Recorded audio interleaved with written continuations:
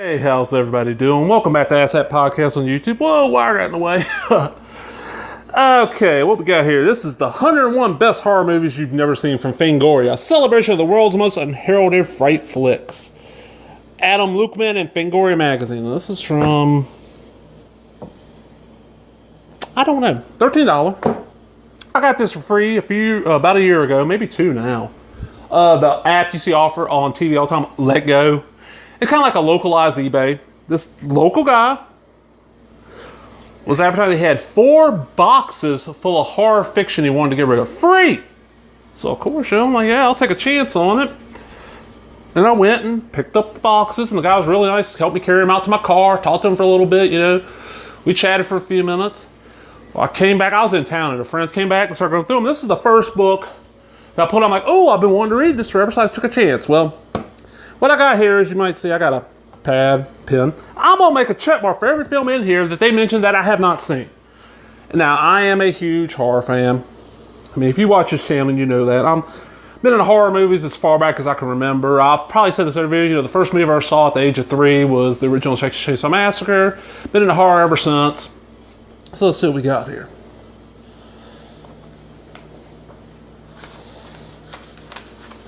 Blah, blah, blah, blah. Books are so hard. Alice, Sweet Alice. Yep, seen it. Alone in the Dark. Actually have not seen this. But is it? Okay, it is never seen. So, let's... 1. Oh, look, it's kind of Jason-ish. It's 82, so that's after the original Friday the 13th. At Pupil, really? Oh man, Bryan Singer, yeah, all the shit coming out now by Bryan Singer and Brad Renfro, yeah. The Asphyx. I have actually never seen that. One I want to see. The Beyond, aka Seven Doors of Death. My favorite Fulci. I know other people prefer Zombie. Beyond is so good. Set in New Orleans is gory, graphic gore, all kinds of crazy shit happening. Just so well done. And I'm glad that now we actually have the uncut version easily available here in the States. I do like this. I got Terror Tribute. Posters and newspaper ads for the Beyond's original mangled U.S. version, Seven Doors of Death, boasted rave endorsements by Texas Chainsaw Massacre's Tobe Hooper and Kim Hinkle, quotes that were invented by the distributor. Film maverick Quentin Tarantino took a liking to this Lucio Fulci masterpiece and re-released the film in 1998 under his boutique distribution label Rolling Thunder. Partnered with Cowboy Booking and Grindhouse Entertainment. The latter company is headed by Bob Murawski, who has edited Sam Raimi films including Army of Darkness and Spider-Man, and Sage Stallone, son of Sylvester. Of course, Sage has passed now. Beyond the Door. Now, this is one of those I have heard of, I've never seen, so that's up to 3. Black Christmas, the original, by Bob Clark. Yep. Bob Clark made more than just Christmas Story and Porky's. He made, if it's not the first slasher, the first holiday slasher, Black Christmas. And it has been remade. The remake ain't that great. The Blob, this is the 88 remake. Really good film. Really, really. Frank Darabont wrote it. The Boneyard. Now, this is one of those I've never even really heard of. So, damn, we're up to 4 already. Okay. The Borrower. Really, really good. John McNaughton, best known for Henry Portrait of Serial Killers. This is like his next film after that got released. And even though it got released maybe a year after Henry got released, it was made years after because Henry sat on the shelves for years.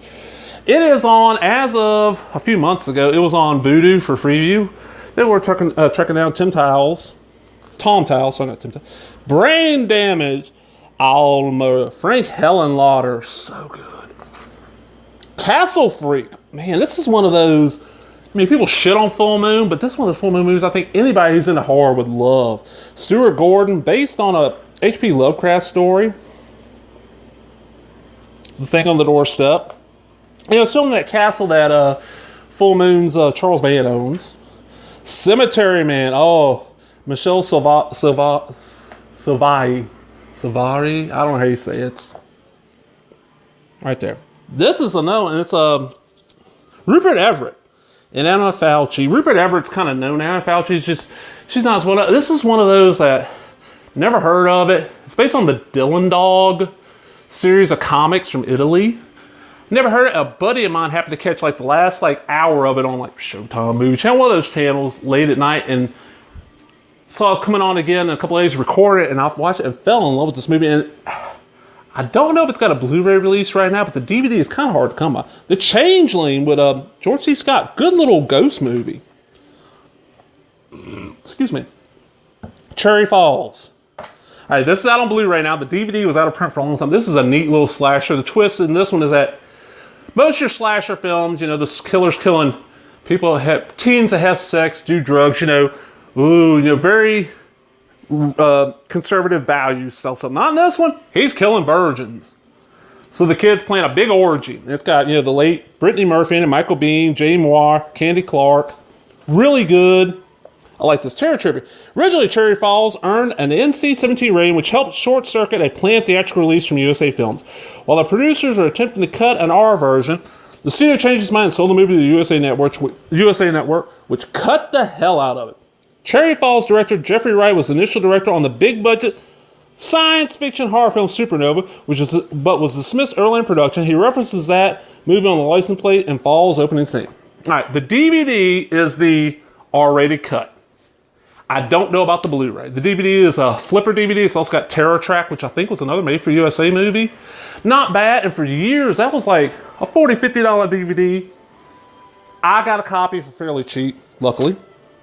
Chinese Ghost Story. I have seen this, and what a lot of people don't know is that this actually aired when Joe Bob Briggs was still doing Monster Vision, which I've shit on Monster Vision before because it amazes me how many people rave about that, but they don't ever talk about Joe Bob at the Drive-In.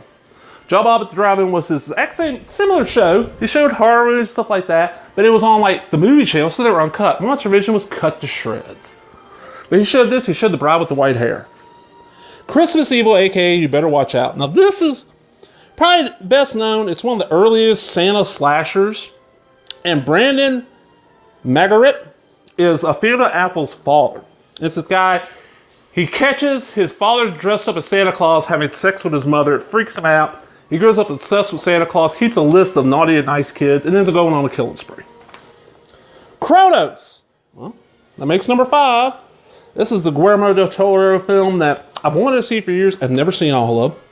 The Day of the Beast. Alex de la Iglesias. Make that number 6. That's one I want to see. I've just never seen it. Day of the Dead. George Romero. Okay, I'm going to catch shit for this. But until Survival of the Dead came out, this was my least favorite of the Romero Dead films. I just don't like it. It just doesn't work for me. It's hard to explain. I just do not like it. Dead of Night, aka Lighthouse. Never even heard of this. Wow. They're doing pretty good here. They got quite a few up here. The Dead Pit from '88. Okay, I have heard of this. It's seen though. I've never seen it. Dead Waters, aka Dark Waters. Is this the... Okay, I have seen this, but it's been a long time. I remember this getting hyped to hell and back in Fangoria. That's why I saw it's Italian, I think. No, UK and Russia. It's out on DVD. It was kind of interesting. The filmmakers responsible for Dead Waters came by their financing in an unusual way. Scripter Andy Bark had a letter printed in a magazine devoted to the pop group The Stranglers and was contacted by a fellow fan, an assistant to the Soviet businessman who went out backing Dead Waters. That's kind of neat. Death Machine. Never heard of it. Why does YouTube insist on playing this god-awful song? Death Dream by Bob Clark. I have seen this, but it's been a long time. Bob Clark did a lot of stuff. Like I said, earlier, people just mostly remember him, Christmas Story, Bob Clark. And then they might know Porky's was from him. And then some of his later stuff that just went into Baby Geniuses and all that. He did a lot of good horror. Deep Rising. Good little, it's part of that underwater horror thing. You had The Abyss, you had this, you had what? Leviathan. And that's just the big ones. There was a couple of smaller ones from like Corman. Death by Temptation. One of the earliest films with Samuel L. Jackson. Really good. Now, it's put out by Troma. But, if you're not a Troma fan, ignore that. This is actually a fairly good urban horror film. It's about a succubus and this guy who He's like I think he's studying to become a minister. And he loses his faith and goes to New York. Kadeem Hardison, Dwayne Wayne from different worlds in it. Really good. James Bond Jr. is the director, writer, and the lead star. James Bond III. I was just talking about James Bond Jr. with a buddy the other night. James Bond III began his acting career in movies like The Fish that Saved Pittsburgh and Spike Lee's School Days, bringing the latter's cinematographer, Ernest Dickerson, to work on Death by Temptation. He also cast 2 actors who make a mark in future Lee films. Samuel L. Jackson, Jungle Fever, of course, and Bill Nunn, Do the Right Thing. The Dentist. Oh, man. Great Brian User film with Corbin Burnson and Ken Foray. I forgot he's in it. This is one of those that never heard of it. The girl I was dating at the time, we were over there visiting her mom and stepdad. And her parents had just upgraded from her, I was going to call her parents, that stepdad raised her, not her dad. Had just upgraded from cable to digital cable and got the digital cable box, of course. Well, for like 3 weeks, they got all the movie channels for free. So we go over about once a week and watch something. Dentist was one of them. Really good. I'm one of the people that, see this shit happen to teeth freaks me out. Like the dentist scene in Last House on the Left gets to me more than almost any other scene in that movie. And it's weird because I've not had that much dental work done. I've got 4 fillings. You know, that's all I've ever had done. Deranged. Oh, so good. The Alan Ormsby, Jeff Gillen film based on Ed Gein. Really good, really good. The Devil's Backbone. There's another one. Another Guillermo del Toro film that I've heard a lot about. Excuse me. Woo. Never seen all of it. The Devil's Daughter, a.k.a. The Sect. Michelle Sava. Writer. Damn. Dario Argento. Put this on the list. Man, I'm racking up. I thought there was less of these. I like this. The cult's first murder is of a woman named Marion Crane, a reference to the character of the same name from Psycho, played by Kelly Curtis's mom, Janet Leigh. That's kind of neat. Another character is named Romero, an obvious nod to horror master George A. Romero, with whom Devil's Daughter co-writer producer had recently co-directed Two Evil Eyes, 1990. Put that on my list of stuff I want to see. Dolls. Oh, man. Not technically Full Moon. This is before Full Moon started. This is an Empire. Sure, but it's another one of those really good Stuart Gordon films. Parents and their daughter break down, and I think it's in the English countryside if I remember right. Oh, it's her stepmother. They end up breaking down, they stay the night at this house. This guy's staying there with them, and I recognize him, I know his name, and 2 like new age dressed up girls. One of them is the girl from the infamous Aha Take On Me video. And the dolls kill bad people. Really, really good film. Event Horizon. Okay. I have seen this, but it's been so damn long, I don't remember shit about it, but I have seen it. It's probably W.S. Anderson. It's supposedly his best film. I wouldn't know. The Evil Within, a.k.a. Baby Blood. Nope. Well, shit. 1990. Any names in it I recognize? Not really. I like this. In the English dub version, uncredited Gary Oldman, Bram Stoker's Dracula, provides the voice of the monster fetus. The film contains cameos by French celebrities such as TV stars Alain Chabat and Jean-Claude Romer, as well as Baxter the Dog, star of the dark comic French thriller Baxter, in which the canine plots against its owners while its thoughts are heard on the soundtrack. Exorcist 3. Okay. I'm kind of known. People that know me know I'm in the heart. They always find it weird that I'm not a fan of The Exorcist. I saw it as a child. I've seen it later on. And when I first told people, I'm like, well, you know, it really works if you're religious or you're raised Catholic. I was raised Catholic. I'm not religious at all, but I was raised Catholic. My mother's Catholic. My father converted over before I was born. And the movie just doesn't work for me. The book's scary as fuck. The movie, this Exorcist 3 is really good. This is one of those, when people are all horror shit nights, Exorcist 3, motherfuckers. Exorcist 3 is so good. One of the best jump scares ever. From Beyond by Stuart Gordon. Damn, Stuart Gordon's got a lot. This is the film he made after Reanimator. I don't think it's actually technically Full Moon. I think this is Empire, based on H.P. Lovecraft's story. Really good shit. Funny Games, the original, Michael Haneke. Yes. There's been a remake, a U.S. remake with, what the hell's... Give me a second here. Alright, sorry about that. Michael Haneke, this is a remake in the States with, Naomi Watts and Tim Roth. Exact same film. Really good. Don't want to say too much. It's a slasher, kinda. And it's one of those films where it kind of proves my theory that your mind can make up worse shit than you'll see on screen. Worth tracking down. Ginger Snaps. This is one of those horror films that everybody I know that's seen it besides one person that loves this movie. The only person I know that's seen it didn't enjoy it was Cody LL, and it's mostly because he doesn't care for the characters, the leads. He doesn't find them likable. I can understand that, but really good. I mean, this is kind of the start of, Catherine Isabel's horror career. You got Mimi Rogers. You got Emily Perkins, who played, what is her name? Beverly, the young version of Beverly in the original It, made for TV. Catherine Isabel was in this. She's in the sequel. She's in the sequel to See No Evil, Rock Monster, American Mary. She's a Canadian actress, really pretty, really talented. Doesn't get... There's her in her werewolf form. And basically it's about...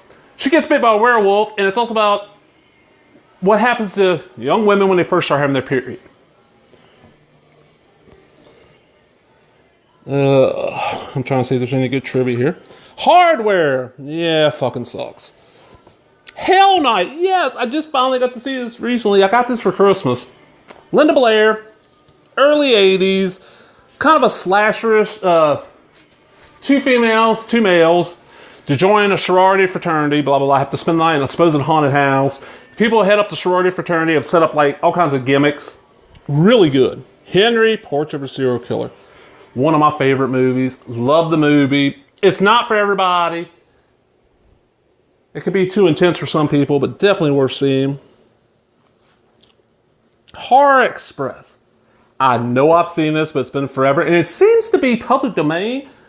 Because I find it all the time on like Internet Archive, YouTube, shit like that. So you got Telly Savalas and Christopher Lee and Peter Cushing. See, decent cast. 72. It's a Spanish UK thing. Humanoids from the Deep. This is the original. There was a remake in the 90s when Roger Corman was having like a new movie premiere every week on Showtime, I think it was, Saturdays.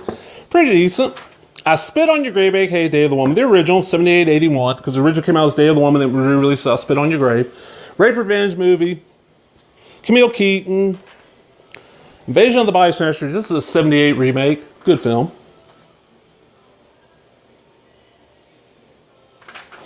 Jack Be Nimble. Alexis Arquette is Jack. 1994 is a killer slasher. This is one I've always wanted to see. I've just never been able to find a copy.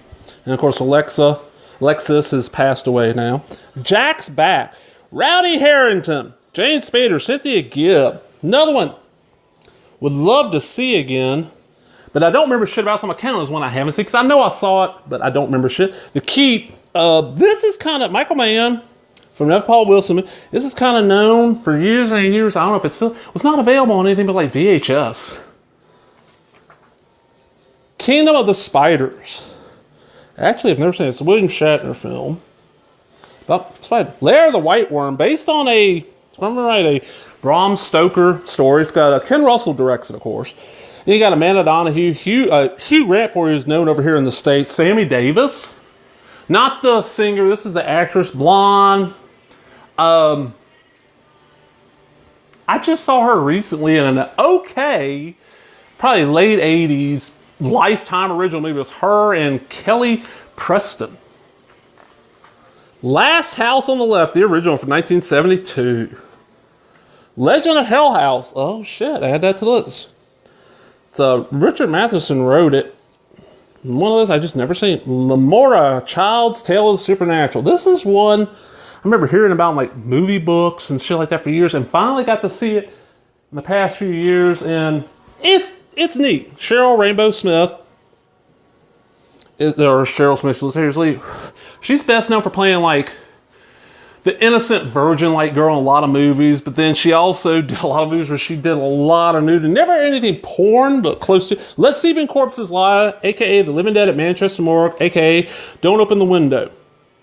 This is one I'd heard about for years and years and years and years and years. Never saw it. Because every time I'd find a copy, it was at a convention, and it was a bootleg VHS, and they're like, oh, it's $25. Man, come on, really? I know you got to make money, but the tape cost you $3. Charge 10, you still made a profit. I I'm not gonna say I'm against bootleggers, especially shit that wasn't available. But come on, don't rip people. Don't rip people off and fuck them in the ass at the same time. Just rip them off a little bit. Really good though. This is a zombie movie. I like this. When George decides to close up shop for the weekend and takes her on his motorcycle, he doesn't count on his part bike being run over by a clumsy if well-meaning woman, Edna. Apologetic, Edna insists on giving her a ride. He agrees. However, she first needs to stop by her sister's house, even though she is not the sharpest tack in the world and doesn't know exactly where it is. Together, the two get lost and pull over. They get confronted by a zombie, and the zombies attack. Really good little movie, and it was on Vudu's Free for All, whatever they call it. Definitely worth checking out. Let's Scare Jessica to Death. Early 70s. This is one of those that I heard about for years, and I didn't get to see it until within the last 11 years. I don't know if they still do it or not, but Turner Classic Movies, TCM. Friday nights, and sometimes on Saturdays, they used to do what they call Turner TCM Underground, where they showed horror and cult films, uncut. Originally it was hosted by Rob Zombie, but he only hosted like 8 of them, and he kind of left. They showed on there, and it's this Jessica, she's just got out of the nut house, and her husband takes her to a house out in the country to kind of get her back to living a somewhat normal life, and weird shit starts happening. Very well done. Luther the Geek. This is one that I never even heard of, and if I remember right, Troma has the rights to it. They didn't make it. It's about a guy, he's a geek in a circus. He bites head off chickens. Well, it's kind of best known now for one thing. Stacey Hyduck. She was best known for playing Lana Lang on the Adventures of Superboy live action show. Redhead, real pretty woman. The reason why this movie, and I think the reason why Troma keeps in print, is that it's known for being the only time Stacey Hyduck has done any kind of nudity. So that's it. It's okay. It ain't nothing amazing. Manhunter, Michael Mann. This is the first of the Hannibal Lecter series. You had Manhunter, then you had Silence of the Lambs, then you had Hannibal, and then there's been Red Dragon, Hannibal Rise, and a TV show. This is way better than Red Dragon. This is based on the book Red Dragon, and the only bad thing about it is there's quite a few versions of this.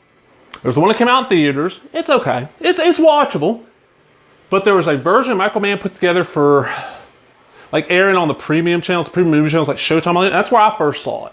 That version is really fucking good. And it's Brian Cox playing Hannibal Lecter in this one.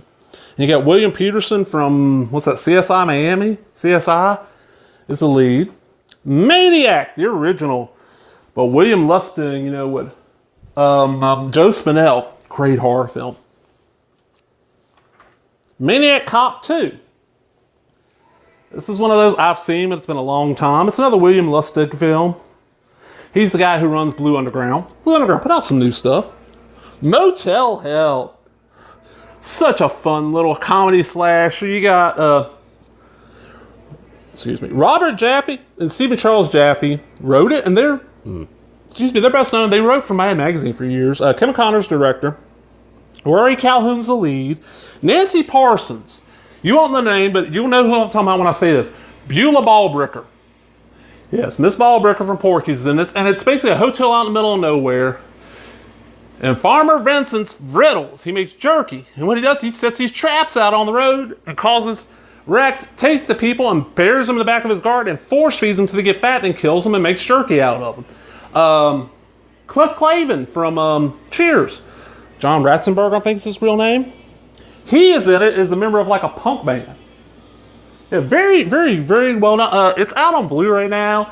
The DVD, if you find the DVD, it's one of the MGM Midnight movies. It's double feature. It's got Motel Hell on one side and Deranged on the other. So great find. I don't think it's gotten that expensive inside of print. Mother's Day, the original, by Charles Kaufman. Yeah, Lloyd Kaufman's brother. This is a rape revenge film.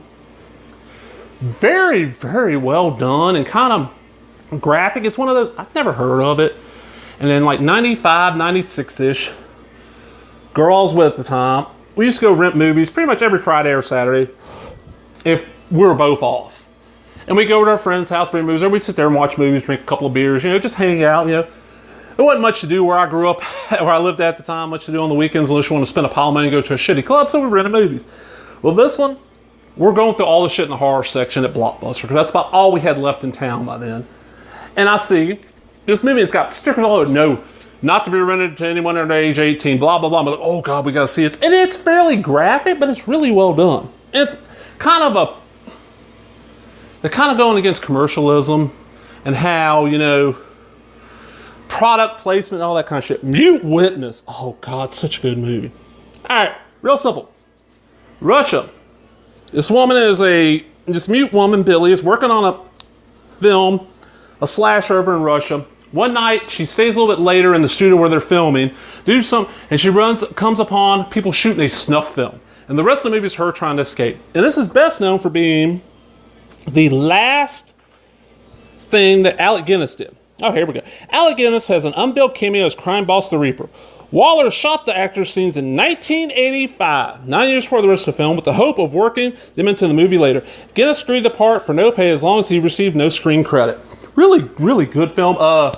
Don't know if it's got a Blu-ray. The DVD is a little bit harder to find now, but shouldn't be too much. It was one of those where, if you ever go into Walmart, they're $5 bin. It was in the $5 bin for years. And I was so happy when I found it. I'm like, oh, Mute Witness. Necronomicon, Book of the Dead. This is a Brian Usna, Shisuke Kineko, and Christopher Gahn's horror anthology. Based on H.P. Lovecraft, you got Jeffrey Combs' H.P. Lovecraft, and he's reading tales out of the Book of the Dead. The year is 1932 as Howard P. Lovecraft moves through the bowels of an old library, opens a hidden passage, and finds what he has been looking for, the Necronomicon, the Book of the Dead. As he begins to read the tome, he opens a passageway to the other world, taking the viewer on a journey through a trilogy of stories, all derived from the real H.P. Lovecraft's work. Okay, here's the issue with this. Good film, got a VHS release, played cable, you know, the movie channels and the regular channels fairly often. Never got a DVD release, as far as I know, anywhere in Region 1. There's no, as far as I know, Region 0 release and no Blu-ray. But, as the last time I checked, I haven't looked in a while, Vudu has this on their Freeview. Definitely worth checking out. If you like horror anthologies, if you like, you know, here we go. There's some trivia on it. If you like H.P. Lovecraft, check this out. Look at it. Shisuke Kaneko directed a segment of this American cast film, even though he spoke no English at the time. He went on to win acclaim for his Japanese Gamera films in the 90s, and for 2001's Godzilla, Mothra, King Ghidorah, All Monsters Attack. Oh, I got that one. The release of this film was held up for 3 years when producer Samuel Hadida tried to secure a U.S. theatrical deal. It ultimately debuted on video in the States. Hadida never got a stateside offer he liked for the action thriller Crying Freeman, which Christoph Gans directed for him a year after Necronomicon. The film remains unreleased in America. Crying Freeman's an anime. They got made into a live-action film with Mark Dacascos, I think. The Night Flyer, based on the Stephen King short story about a vampire who travels around in a small plane killing people. Pretty good. My understanding was it premiered on like the USA Network. Night of the Comet, another one of those that bombed at theaters, but seemed to do really good on home video. Decent film. It got Catherine Mary Stewart and Kelly Maroney. Catherine Mary Stewart should have been a bigger star than she was. Good actress. Who had a good charisma, was a pretty lady. Probably still is. I haven't seen her forever. Never seemed to do a lot. And Kelly Maroney was so good in this, and nothing really. Night of the Creeps. Basically, if you've seen Slither, this is what Slither ripped off. Good film. Fred Decker. The Knife Gate. Roman Polanski, which I've never actually seen, so add that to the list. Nomads. John McTiernan. I might have seen it, but I don't remember seeing it, so I'm going to add that to the list. It's Pierce Brosnan, Leslie Ann Down, Adam Ant. Heard it's good. Open Your Eyes. Okay. 1997. Alejandro Amenabar. Let's see. Okay. Open Your Eyes is the original version of the Tom Cruise film Vanilla Sky, an intensely thought-provoking film directed by Alejandro Amenabar, the others. This sci-fi thriller challenges the viewer's assumptions throughout. Both films star the voluptuous Penelope Cruz. Okay. Am I the only person on the planet that does not find Penelope Cruz that attractive? I mean, she's not ugly, but... Opera, a.k.a. Terror Topper. This is Dario Argento's 87, mid-80s film, and a lot of people claim this is the last good film he did. He's done stuff since then I really enjoyed. This is one where I saw it probably 95, 96, somewhere around there. Like I was mentioning earlier with Mother's Day, I rented a lot of horror. I rented it, enjoyed it, had not seen it in years, and another one, last October was on Vudu for Freeview, and gave it a watch, and it's like, really cool little film. The Other, 1972. Okay, this is the one about the twins, the killer twins. Okay. Paper House. 1988, Bernard Rose. Paper House unfolds during the illness of a young teenager, Anna Charlotte Burke, who has developed a mysterious fever. Confined to bed, she takes to sketching a barren, isolated house with the sad face of a little boy in one of the windows. As her illness worsens, she drifts into the world she has drawn. Anna comes into the little boy, and the house is Mark Elliot Spires, who is in desperate need of her help. Sorry about that phone call. Blah, blah, blah, blah. Who's in desperate need of her help. He is crippled, trapped, and being terrorized. As she drifts in and out of her dream world, Anna finds she can help Mark by changing her drawings to alter his situation. Soon the characters Anna meets in her fantasy manifest in reality. That don't sound bad. And I'm not saying so. Add it to the list. Pin. This is one of those, I remember reading about Fangoria and finally got to see it probably about 2005. 2004 is when I discovered BitTorrent. I mean, come on. There's not many people out there that own a computer and are under the age of 40 that have not illegally viewed something. You know what I'm saying? A stream, a BitTorrent, BitTorrent stuff. I heard about it for years, so I downloaded it. It's kind of interesting. Listen, in this film, an all-American suburban family is not all what it appears to be. Mom is a controlling neat freak, and her husband, Dr. Linden, Terry O'Quinn of The Stepfather, Locke on Lost, is an emotionally detached man who has a difficult time being a father of his children. Daughter Ursula and son Leon. To communicate fatherly lessons to Ursula and Leon, Dr. Linden uses ventriloquism and a life-size anatomy doll named Pin, which has transparent skin and visible organs. As Ursula grows up, she realizes Pin isn't real. Leon, however, doesn't. His connection with Pin is too strong. He's emotionally unbalanced as it is. Of course, this disturbs Ursula, who is a loving and compassionate sister. Oh, this is kind of neat. This is the first film to be made from a novel by Andrew Niederman, whose books also inspired the Al Pacino thriller The Devil's Advocate, the direct-to-video Burt Reynolds starring The Maddening, which is really good. Devil's Advocate's pretty good. Excuse me. And TV movies, Duplicates, also written and directed by Stern, and Perfect Little Angels. While on a date, Leon watches the film Scanners. David Hewlett later on, took on the role of the lead telepath in Scanners 2, The New Order, and also starred in Q. Prison, one of Rennie Harlin's earliest films. I'm going to count this as me seeing it because I know I've seen it, but I don't remember shit about it. One of the early Viggo Mortensen role. Private Parts by Paul Bartel. Not the Howard Stern film. This is a very, very weird movie, but very good. Pumpkinhead. Yes. The original Pumpkinhead. Such a good little film. Stan Winston directed. One of the few things he directed. Rabid by David Cronenberg. Rampage by William Friedkin. This is the slasher one. Another decent film. Ravenous. This is one of those. It's not one of those where people say, oh man, shit, good horror, come out nice. Fucking Ravenous, motherfuckers. Thankfully, the main proponents of there wasn't good horror in the 90s have kind of faded into obscurity. So that bullshit talking point is not out there as much as it was. But yeah, Ravenous. For those who are not fan of horror, Ravenous serves up the dish of primo cannibalism cinema. The saga takes place in 1847 as the Mexican-American War rages on. Disgraced combat hero Captain John Boyd, Guy Pearce, has been sent to remote Fort Spencer, where life is routine and dull, until the appearance of a stranger named Calhoun, who is near freezing. When he's thawed out and feels better, Calhoun tells of his experience with a group of settlers who became lost in a snowstorm and trapped in a cave. When there was no more food, the men began killing and eating each other. Fort Hood's commander, Colonel Hart Jeffrey Jones, pedophile piece of shit, then decides to gather his men to go in the mountains to look for survivors. No one is ready for what happens next. Really, really good. Oh, it's filmed in the Czech Republic? I like this. The movie was a box office flop. No doubt in part because 20th Century Fox sold the film as a straight comedy. Oh, no. It's a very dark comedy at that. Really good. The Resurrected, Dan O'Bannon. Add that to the list. I actually own this one. I've never watched it. I need to. Santa Sangre by Alejandro Jodorowsky. Okay, straight up, I have seen this, but it was one where it was on at a friend's house. We were drinking and other stuff, and I don't remember it, but I'm gonna count and see it because I remember images from it. Screamers. Based on a Philip K. Dick story written by Dan O'Bannon and Miguel Tejada Flores. Like I said, it's one of those, I know I've seen it. I don't really shit about it. Sorry about that. Like I said, I cannot turn the phone off in this room. And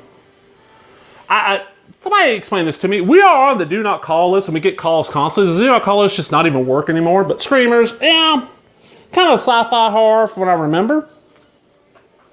The Cinder. Add that to the list because I do not remember this.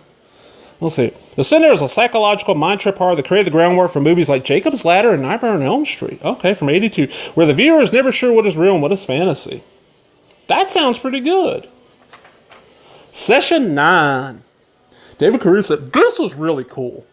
This is one of those that, if it got a theatrical release, it was small. It was kind of like a word of mouth film. Like, oh man, you've seen Session 9. You know, people were renting it. Got out there. A group is sent out to clean up and get ready for, I think it's for sale. Oh, they're going to redo it as office space. Old abandoned mental institution. Really, really good. Shadow Builder. It's based on a Bram Stoker story. Michael Rooker. Have not seen it though. Damn, I'm actually got a decent amount of these. Sisters, the Brian De Palma films, Margot Kidder. This is one of his early, but this is pre-Carrie, so I have seen it, and it's one of those that when Turner Classic was doing the Turner TCM Underground, they showed it fairly often. Give it a watch. I remember it being good. The Stepfather with Terry O'Quinn, really good. There's been a remake in the past few years. Basically, this guy goes and marries these women that have kids and kills the fucking family.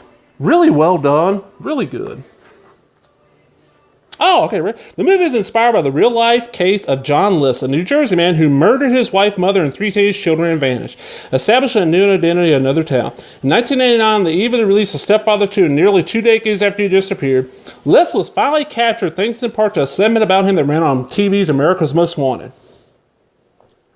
I like this. A number of scenes cut from the theatrical release are turned up in TV versions of The Stepfather, including one where Stephanie discovers evidence of her psychiatrist's murder. Jill Sholin is the daughter, and she was in Cutting Class. The thing I know her most from is Popcorn. She's kind of one of those screen queens that's not as well known, except to hardcore horror fans. Really good little actress. Doesn't seem to do much anymore. Stir of Echoes. Okay. I love this fucking movie. Straight. Based on a Richard Matheson story. It's got Kevin Bacon, Catherine Irby, Elena Douglas, basically Kevin Bacon starts seeing shit and finds out that this girl was murdered. He's trying to solve the murder. Really, this was the ghost kind of supernatural movie. It came out the same year as 99. Came out another good horror film from the 90s. Came out the same year as Sixth Sense. This bombed. And I don't know why. Really well done. Way better than Sixth Sense. This is one where Sixth Sense to me, Sixth Sense didn't work at all, but everybody I've ever talked to said, okay, after you find out the twist, it doesn't work on the second view. This works great. Even though there is a twist, it works great on second viewing.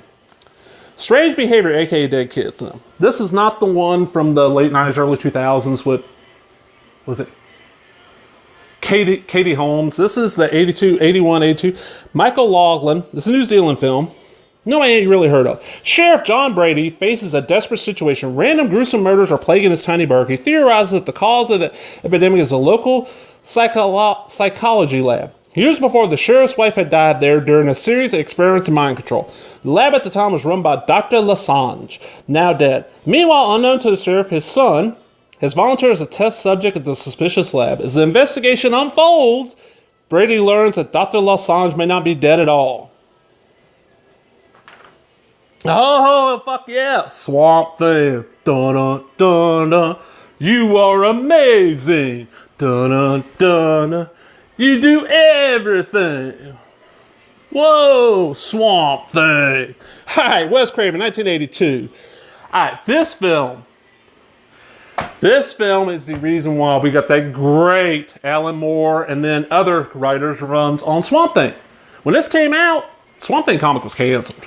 It had been canned, it wasn't selling well. And DC's like, well, maybe we need a Swamp Thing comic out of the stands for people to go see the movie to pick it up. And they gave Alan Moore the reins, told him, okay, the top rank will sell, well, do whatever the fuck you want.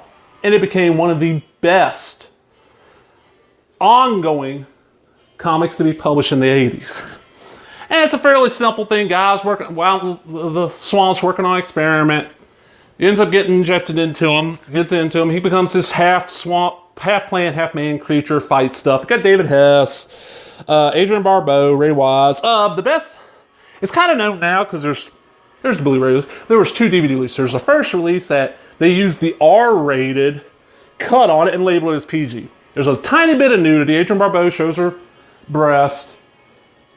And there's a scene with a dancer, I think we see some breast. Well, they got cut to get a PG in the States because, can't show any titties in a film. That's evil, but you show somebody getting gutted on primetime TV. That was the R-rated, supposed R-rated was the Euro cut. Well, it came out like that. Some mother bought this for her kid. Because, why pay attention to your kid? We could throw a DVD in and have the TV babysit them. Fucking Stone Cold 864. Nah, I'm just joking, Stone Cold. If you watch this, you know what I mean. And a bunch of shit happened. The DVD got pulled. And it got re-released later on with just the PG cut. I got lucky and found that original release. Still sealed at kind of an outdoor open air once a year flea market in a town a little ways away from where I live.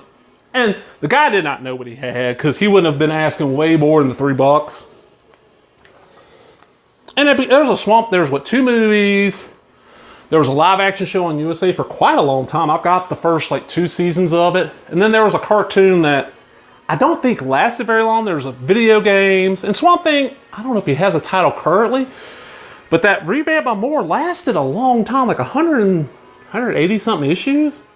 And it's known as kind of it's Alan Moore doing that. It's kind of how we got a lot of the really good comics in the 80s because they brought in a lot more British writers and stuff. Tex, Tony Randall. Oh, Amy Dolenz, Seth Green. Amy Dolenz is Mickey Dolenz' daughter. This is one of those early 90s, kind of straight-to-video creature feature films that was actually pretty good. It's got a Blu-ray release now, I think, from Screen Factory. Tombs of the Blind Dead. Armando de Osorio. And there was 4 of these. Tombs of the Blind Dead, Return of the Evil Dead, Night of the Horror Zombies, and Night of the Seagulls. Night of the Seagulls is assumed to be public domain because it pops up on a lot of these public domain compilation DVD sets. It's a Knights Templar. They're dead, but they've had their eyes plucked out by crows or some shit. So when they come back, they can't see. They hunt by sound. Really creepy, really atmospheric. Now, most horror fans know who Mario Bob is. And he's known for really good camera work, lush scenery, just a really good director. But for me, my favorite Mario Bob film, Twitch of the Death Nerve, a.k.a. Bay of Blood, a.k.a. Last House on the Left 2, a.k.a. a bunch of other shit. This is another one of those. Heard about it for years. It came out in, 71? Heard about this for years. Read about it in horror books, magazines, fanzines. Never could find a copy. And then in, 92, I think it was, 91, 92, this new video store opened up in town the next town over from where I lived opened up Pascagoula, Mississippi. And, it had to be 92. The only reason I even found out about the store and wanted membership there is my buddy, who'd been held back a year. He'd already turned 18. He's like, man, it's the only video store in town that rents porn to 18-year-olds. So he'd go rent porn in Coffeyville. Well, I was like, well, shit, I'll go check the place out. I went in one time, he was going to go rent some porn. I'm like, well, I'll come with you. I'm going to see what they got. They had a huge horror selection and a lot of the stuff that I never saw anyplace else. And bad taste, shit like that. So I got Bay of Blood from there and watch it. This is a fucking badass slasher. 72. This is 71. It's a proto slasher. And basically what it is that this old woman dies. She lives on this bay. She's rich. And the rest of the film is the rest of the family trying to figure out who killed her and who's going to inherit everything. Very gory. Very well done. Worth tracking down. Easy to find now. Matter of fact, it was on Voodoo Freeview. A lot of Euro horror on there, I noticed. If you're into Euro horror, it's definitely worth checking out, and it's free. I mean, you can do it on your computer, you can do it on, if you got a smart TV or a device that makes your TV a smart TV, you can do it on that, and it's all free. I mean, you get ads, but hell, it's uncut. The video store I'm talking about, though, they closed in 96, 95, because almost everything they were renting was bootlegs. I wish I'd gotten more stuff from them. 2000 Maniacs by Herschel Gordon Lewis. Oh my God, such a great film. Bunch of Yankees are on their way down to somewhere in Florida, and they end up stopping at this small town that's celebrating its 100th anniversary. You know, this whole town was pillaged and destroyed by a Northern army during the Civil War. They come back every 100 years to get their revenge on these Yankees that were so horrible to them. Gory as hell, really well done. It's got a great soundtrack. It was filmed in Kissimmee, St. Cloud, Florida, which is best known now as being that little town next to where Disney World is. I've been to Kissimmee, and back you see in this, Kissimmee was tiny. I've been to Kissimmee quite a few times. It's a lot bigger. It has been remade as 2001 Maniacs. What, about 10 years ago now? Where Robert Englund taking over the lead, and there's a sequel that ain't nearly as good. The Ugly from 1997. Never heard of this, so let's put that on the list here. Although we've all been treated our fair share of serial killer films, The Ugly takes a new turn as we follow fame-seeking psychiatrist Karen Shoemaker deep into the mind of a tortured, elusive serial killer named Simon Cartwright. Simon is living in a mental hospital and chooses Dr. Shoemaker to reevaluate his mental state. The hospital he lives in is ghoulish and filled with violence, with only a few thuggish guards and one doctor on hand. Who is crazier than the inmates? But Simon really is Simon really nuts, or is he just faking it? That actually sounds pretty good. Oh, try to keep that page. There's a little nudity there. I like this. Following test screenings, writer-director Scott Reynolds actually went back and shot 2 additional murder scenes in the movie. Despite the use of black blood, cuts had to be made to get the film an R rating in the United States. Lord of the Rings, Peter Jackson was the inspiration to fellow Kiwi Reynolds. Lord of the Rings, Peter Jackson, an inspiration to fellow Kiwi Reynolds, offered the novice director valuable post-production advice on The Ugly. Reynolds grew up in a New Zealand movie theater owned by his parents, became a projectionist at age 13.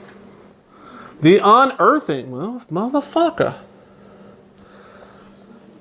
Janine Noel is sterile and unable to have children, and her husband, Peter, can't inherit his family estate without an heir. So the couple strike a deal with an unwed and pregnant Katrina, who in exchange for a large son will pose as Peter's wife and live on the family's estate until after she gives birth. If all goes well, Peter will trick his mother into believing Katrina is his new wife who is pregnant with his child. At the estate, Katrina meets Peter's wheelchair-bound mother and her strange Filipino maid. The place and people are unsettling, and Katrina retires to a night of tormenting dreams about having hurt her child. A few shocking surprises later, she comes to realize that Peter and her family are not human at all, but aswangs, a kind of Filipino fiend that feeds upon unborn babies. She has been set up in the prize of the flesh of her unborn child. That actually sounds pretty good. Oh, listen up. Based on an actual Filipino legend, the Unearthing, which would have made a great X-Files, first held the awkward moniker Aswang before being retitled for video. The Unearthing was directors Ryer, I guess, W-R-Y-E, I'm guessing, Martin and Barry Polterman's first try out of college. The film, shot for less than $200,000, was Lincoln, Wisconsin, home state of the first 3 Fangoria Films productions, Mind Warp, Children of the Night, and Severed Ties. Urban Ghost Story. Well, add that to the fucking list. Damn. 1998. After surviving a car accident in which her friend was killed and in which she herself died for 3 minutes, 12-year-old Lizzie returns to live with her single mother and little brother in their poor city ghetto flat. Soon, strange events begin happening in their apartment, including terrifying sounds from the plumbing and furniture rearranging itself, causing the young girl to believe that her home is haunted. Without question, the life Lizzie is living is haunted by reality-based horrors, with drug addicts shooting up in the hallways and a host of other problems that welfare services can't solve. The urban decay and helplessness around them ultimately leads Lizzie's mother to tell a tabloid the story of their haunted apartment in hopes that the tabloid can help them out with this situation. That actually sounds fairly interesting. The Vanishing. This is the original. Oh, jeez. It's a Dutch film, if I remember right. And basically, this guy's going on vacation with his wife. He goes in like a gas station to get something. She disappears, and the rest of them are trying to figure out what happened to her and find out why. And they remade it and changed the ending. Wendigo by Larry Fessenden. This is one that I saw it when it came out. Like, it hit the movie channels fairly quick. The only person in it that I really recognize is this kid that was Dewey on Malcolm in the Middle. Listen to this, though. An urban family made up of a young husband named George, wife Kim, and their 8-year-old son Miles venture to their friend's country cabin to get away. Even before they arrive, ominous things occur. They hit a deer, killing it and damaging their car. To top things off, three local hunters have been hot on the state animals trail and are mighty pissed that their prized catch has been ruined. Thus, Wendigo opens with an incredibly tense, realistic scene. The family makes it to the cabin only to find, to their dismay, lead hunter Otis menacingly driving by. Before long, bullet holes are discovered in the walls. Conflicts boil over between husband and wife, whose lovemaking is spied on by Otis, and the precocious, perhaps psychic boy spots something mysterious in the woods. As tensions mount, the boy is given a small wooden toy by a Native American who disappears behind the counter at a local store. The boy is told the legend of the Wendigo. Okay. When a Stranger Calls. I have this on Blu-ray. It's a good little film. Basically, it's the old, you've heard the story, babysitter gets a call. Have you checked on the children? And she asks why, and she finds out the calls coming from inside the house. That urban legend. Good little film. Wisdom of the Crocodiles, aka Immortality. 1998. Po Chen Leong. Let's read this shit. Oh, Jude Law. In Po Chen Leong's The Wisdom of the Crocodiles, we are brought into a world of increasingly distraught vampire Stephen Grilishix, whose only chance to survival is to drink the blood of a victim. The caveat being that this life force must come from someone he truly loves. But Stephen's life is full of despair and disappointment, two emotions that are killing him. Not until he meets and begins to fall for Annie, a brainy and beautiful structural engineer, does Stephen face a moral dilemma. Though Annie and her blood may be perfect for him, can he willingly kill her to continue his immortality? That sounds pretty damn good. Hold on, let me mark. I have not seen. Let me mark that now. That's another one I want to see. Oh, listen to this. Okay, Hong Kong director Po Chen Leong says he's not influenced by the previous vampire films when making Wisdom of the Crocodiles, but instead referenced the works of Akira Kurosawa and Jean-Pierre Melville. Okay. Po Chen Leong has since found a home on cable TV, helming the two Cabin by the Lake thrillers for the USA Network. Oh my God. Those are not horrible. I've seen one of them. And DVD source list.